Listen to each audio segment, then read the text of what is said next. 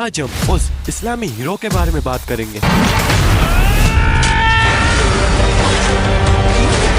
वो आज भी हमारे दिलों में जिंदा है, जिसने अपना खून पसीना एक किया। उसने अपनी तलवार हमेशा हक के लिए निकाली।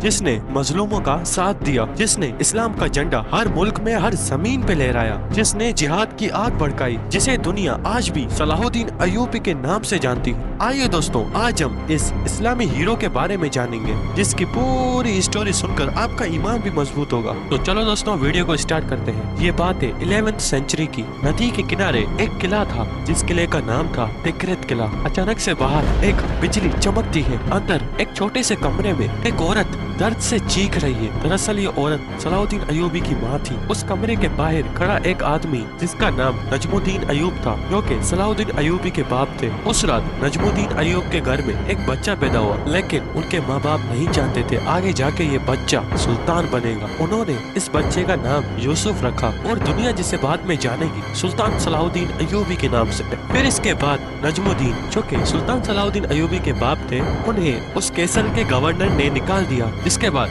नजमुद्दीन अय्यूबी की फैमिली को यहाँ से हिजरत करनी पड़ी। फिर वो एक मौसूल नामी शहर में बस गए, और वहाँ यूसुफ का बचपन गुजरने लगा।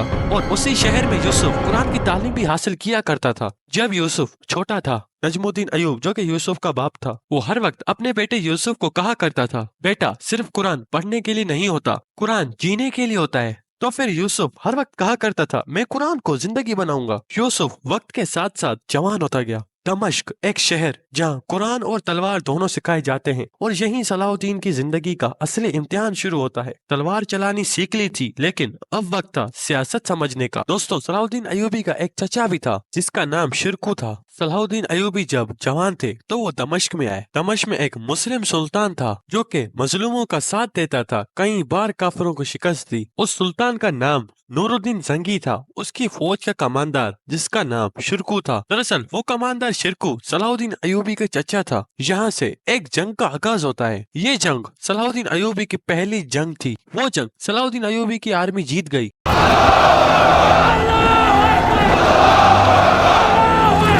कि सलाहुद्दीन अय्यूबी के पास एक बहुत सारी सपोर्ट थी। वो सपोर्ट शिरकू की थी, जो कि सलाहुद्दीन अय्यूबी के चाचा थे, और वो इस आर्मी के कमांडर भी थे। वो जंग मुसलमानों ने फतह की। ऐसी बहुत सारी उन्होंने खूब जंगें लड़ी, मगर आज हम सिर्फ गजा की जंग के बारे में बात करेंगे। इस वीडियो में हम सिर्फ गजा की फतह के बारे में जानेंगे। अब हम थोड़ा सा गौर करते हैं गजा की सिचुएशन के बारे में। गजा पर ईसाइयों का कब्जा था, जिन्हें क्रूसेडर्स कहा जाता है, मगर ये जालिमों में से थे। वो हर मुसलमान, बच्चे, औरत, बूढ़े, हर किसी पर जुल्म किया करते थे। हत्ता के उन मुसलमानों को गुलाम किया जाता था, और उन मुसलमानों को भूख प्यास में रखा जाता था, और उन्हें उनकी इबादत से भी रोका जाता था, यानी कि नमाज पढ़ने से भी रोका जाता था। और उन क्रूसेडर्स ने, यानी कि ईसाइयों ने, मस्जिदों को गिरा दिया था, यानी कि मस्जिदों को तबाह कर दिया था, और मुसलमानों को कैदी बनाकर अपना काम करवाया करते थे। और वो इस हद तक बेहया थे कि उन्होंने मुसलमानों को तकलीफ देने के लिए मस्जिदुल अक्सा में घोड़ों के नए आस्तीन बनाए जाते थे। अब ये जालिम अपनी हर हद पार कर चुके थे।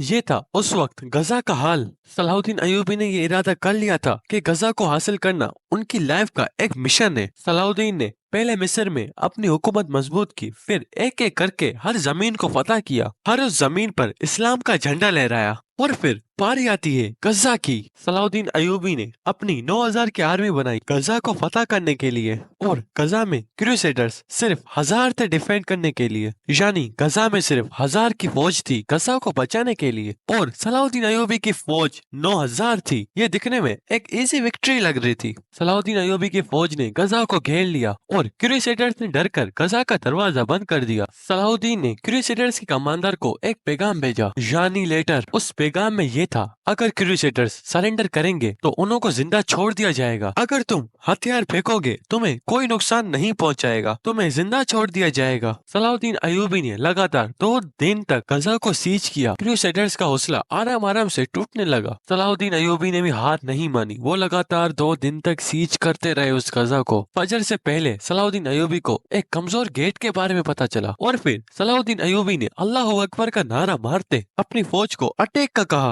और फिर फौज गजा में घुस गई और फिर वो फौज गजा में चारों तरफ फैल गई और फिर देखते ही देखते क्रूसेडर्स ने हार मान ली, यानी कि सरेंडर कर लिया। और इसी तरह मुसलमानों ने एक अजीम फतह हासिल की और सलाहुद्दीन अयूबी की आर्मी अल्लाह अकबर का नारा मारते हुए गजा में इंसाफ फैला दिया। लेकिन जब सलाहुद्दीन अयूबी ने गजा फतह किया तो सलाहुद्दीन अयूबी ने किसी मसाजिद को नहीं गिराया, यानी कि क्रिश्चियन की इबादत का किसी क्रिश्चियन को कोई नुकसान नहीं पहुंचाया गया। और फिर से दोबारा गजा में आजान की आवाजें गूंज उठी और फिर हर मुसलमान और हर ईसाई अपनी जिंदगी सुकून से गुजारने लगा और मस्जिदें दोबारा से आबाद हो गई और हर कोई खुश था। और सलाहुद्दीन अयूबी ने गजा को फतह किया और फिर गजा पर दोबारा से मुसलमानों का झंडा लहराया गया। काफी वक्त तक गजा मुसलमानों के पास रहा और आज फिर वो गजा इसराइलियों के हाथ में है, जो क्रूसेडर्स थे जिन्होंने गजा पर कब्जा किया था। और वही क्रूसेडर्स आज इसराइल की शक्ल में है। आज फिर से फलस्तीन बिखर चुका है और उसी फलस्तीन के लोग आज जुल्म में है। आज फिर से फलस्तीन इंसाफ के लिए तरस रहा है।